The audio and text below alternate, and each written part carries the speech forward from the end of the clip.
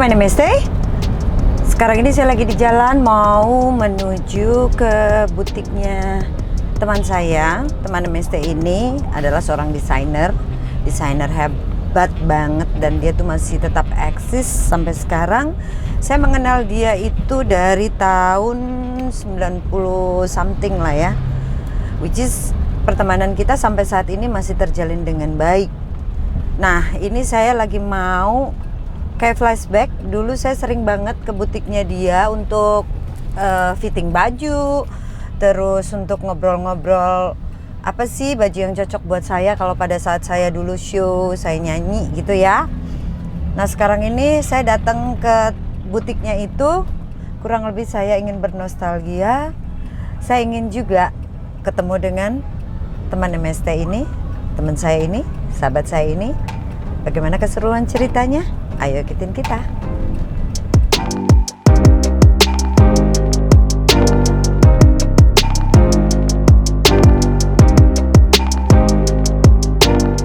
Ya teman MST, saya sudah sampai nih di tempatnya tuh namanya. Ayo cepetan, masuk ya. Ketemu dia. Permisi. Halo, siang. Ada kamu siapa? How are you? Good. Long time no see. I know. Gimana kabarnya? Baik, kamu nggak berubah loh kau. Masa kamu juga tahu? Dengan waktu ada lah perubahan. Pastilah kita ada, tapi kan terus. tetap begini loh. Betul. Kamu juga loh, nggak berubah loh. Canggih loh. Kamu It's juga been a while canggih. ya. Iya. Bukan lagi. Udah berapa tahun ya? Kita nggak ketemu.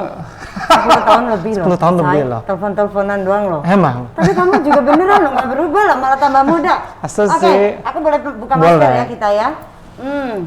Oke, aku juga boleh. Tuh. Teman MST, ini temanku itu, sahabatku itu, Sebastian Gunawan. Yeay! Gimana ceritanya? Gimana ngobrol-ngobrolnya? Ya. Jangan kemana-mana, ikutin obrolan kita ya. Yuk!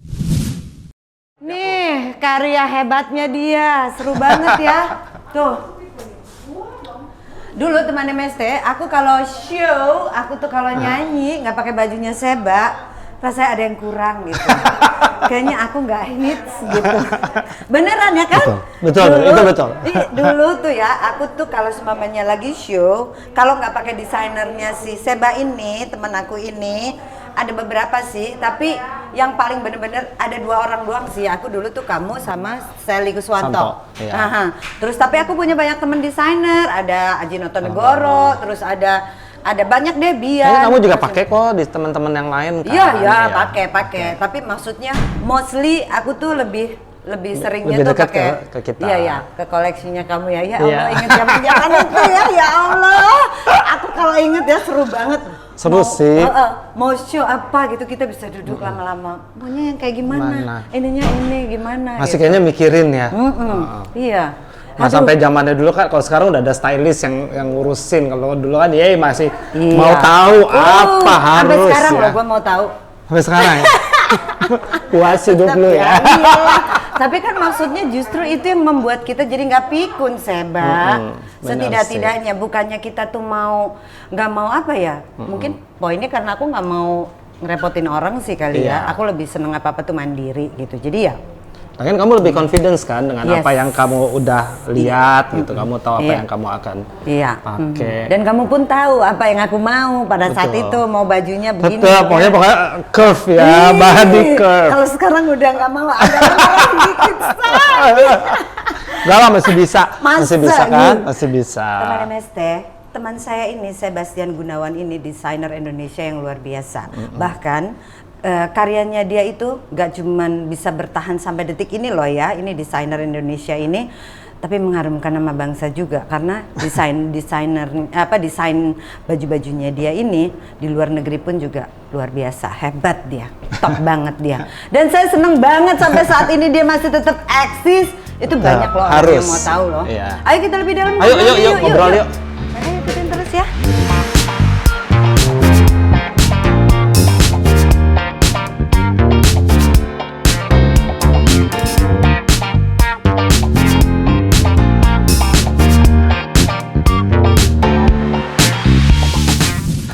Terus Terus Seba, how was your life? So far it's so good ya. Maksudnya kerjaan ya dengan keadaan kayak gini ya, semua orang pasti kena dampak. Pasti. Tapi kita bersyukurlah bahwa so far I can maintain my team. Itu aja sih. That's important. Maksudnya kita nggak sampai ngurangin bagaimana. Ya. Wow, itu luar biasa ya teman MST. Seperti kita tahu ya bahwa di kondisi sekarang ini rasanya dunia usaha semua pun punya Menjeriti kendala. Bukan lagi nggak cuma menjerit. Kalau seumpamanya saya bilang beberapa orang yang bisa survive, artinya ya luar biasa. Yang harus dicatat adalah luar biasanya tuh bukan karena kita bicara finance-nya ya, tapi betul. karena ada finance pun kalau dari nuraninya pun juga tidak mengikuti, itu juga nggak akan mungkin. Artinya Seba punya hati yang mulia sekali. Dia bisa mempertahankan timnya. Ya artinya pasti kan Seba di sana ngerasa ada pertimbangan yang gini, aduh kalau semuanya dikurangin pegawai atau segala macam kan harus mikirin keluarganya atau segala macam kan di sana kan. Betul. Ya. Pada intinya saya rasa pada umumnya dengan keadaan gini akhirnya kita juga ya semua bukan hanya perusahaan yang besar ataupun semua perusahaan kecil. Kita pun yang maksudnya di rumah dengan asisten rumah tangga ataupun kita juga jadi mikir kan. Betul. Karena kita juga lebih sering banyak menghabiskan waktu sekarang di rumah. Kita juga mulai lebih dekat dengan mereka gitu loh. Kalau dulu mungkin ya kayak kamu sibuk sana sini. Ya maksudnya kita bicara quality time dengan family jadi lebih banyak gitu juga, ya. betul. Ya memang sih segala sesuatu sih menurut aku kita lebih baik mau dibawa kemana mindset kita. Betul. Mau yang positifnya atau negatifnya. Exactly. Tapi kalau untuk aku lebih seneng balance. Artinya ya dari sisi negatif ya kita juga nggak boleh terlalu cuek banget. Kita pun kita juga harus boleh buat supaya jaga-jaga ya. Supaya ada batasan gitu kan. Masa kita mau positif terus, aduh kayaknya sih kepedean. 1001 juga orang yang terlalu hayal ya. Bukan halu gitu kan. Halu bener. Kok kayaknya kamu mikirnya positif terus, bagus-bagus banget sih, tapi rasanya sih selama kita hidup di dunia, kita masih punya mata, kita masih bisa ngelihat sesuatu yang indah-indah, kita masih mau memiliki yang indah-indah. Rasanya hidup itu akan lebih indah kalau kita tuh balance, benar nggak sih, Say?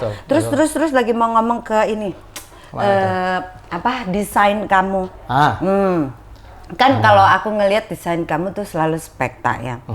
Kenapa aku tuh merasa klik dengan desainnya kamu? Karena kamu tuh kayak paham banget kebutuhan perempuan itu kan maunya dilihatnya indah gitu, tidak terlalu glamor, meskipun ya pas aja gimana sih gitu. Itu inspiringnya dari mana? Mungkin inspiringnya karena dari awalnya juga saya kan selalu dimulai itu bersama Christine kan.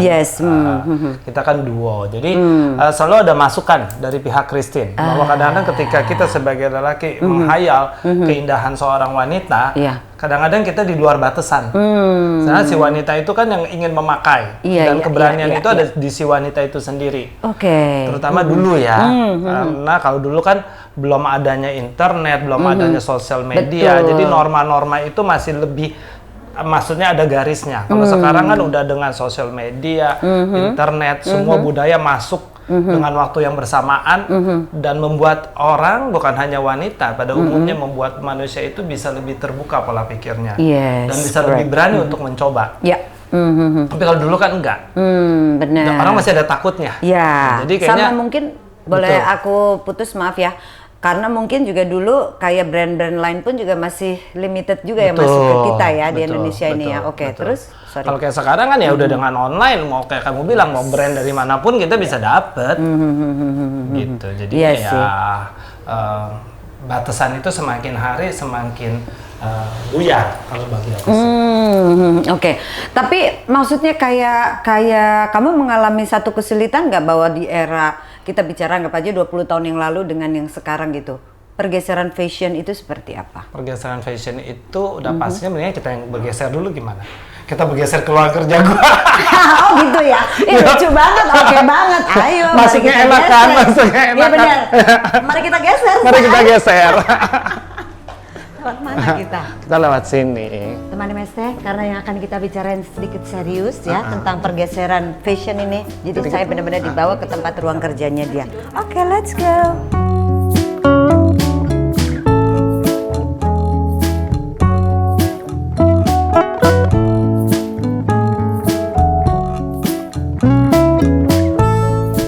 keren banget sih. Dia kawin sama orang Bali. Oh. Tapi dia kayak udah bener-bener become Indonesian. Jadi dia tuh cinta banget sama Indonesia. Iya. Dia tinggalnya pun di Bali, taruh di tas saya. Oke. Sekarang ini aku ngelihatnya banyak orang yang dari luar interest dengan budaya bangsa kita tuh luar biasa. Betul. Gitu. Aku boleh duduk ya? Boleh dong. Indah silakan. banget sih kantornya kamu, ya ampun. Nah. Oke. Ya gitu, maksudnya kayak di desain baju-baju kamu itu ada nggak sih? Aku sih beberapa sempat ngeliat ya.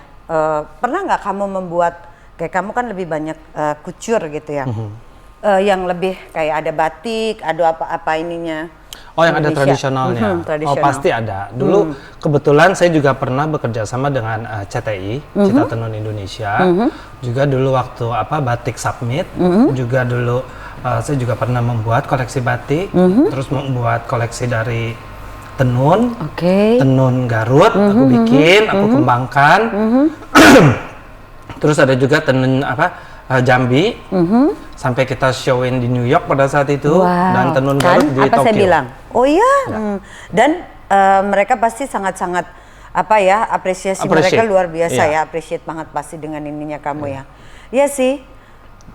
Berbicara soal karya-karyanya kamu, terus tadi aku akan menarik lagi tentang pertanyaan aku yang tadi aku bilang. Perubahan. Kamu melihat ya perubahan fashion itu di sekarang ini. Kita nggak usah jauh-jauh deh, di Indonesia aja. Jauh ya bagaimana? Sekarang ya, zaman sekarang ya. Kayak zaman dulu kan kita kayak desainer ya, itu udah. Kalau sekarang kan kita tahu juga bahwa dari 20 tahun yang lalu ke sekarang itu sekolahan fashion aja tuh udah mulai berkembang. Jadi dengan adanya sekolah fashion yang makin banyak, pasti mereka kan mencetak generasi-generasi baru gitu. Jadi dulu mungkin hanya Susan Bediarjo dan Bunka. Kalau sekarang udah ada Esmod, Lesal, terus ada lagi yang lain aku juga nggak ingat. Tapi semakin banyaknya sekolah fashion itu pasti mencetak generasi baru. Dan juga dengan platform penjualan yang nggak seperti zaman dulu lagi. Maksudnya desainer harus punya workshop, harus punya toko. Kalau sekarang ya kamu selama bisa mendesain, membuat pola dan mengerti, kamu kasih penjahit yang dia mungkin jahit di rumahnya sendiri, dan kamu nggak usah buka toko, kamu online, then you can do that. Kalau sekarang udah ritmenya totally berbeda. Iya sih. Berbeda. Tapi kayak kamu melihat kayak junior yang bermunculan gitu, melihatnya bagaimana? Kalau aku lihat sih teman-teman yang desainer-desainer yang baru, saya sangat menghargai. Karena saya harus menghargai karena saya mungkin datang dari zaman yang berbeda.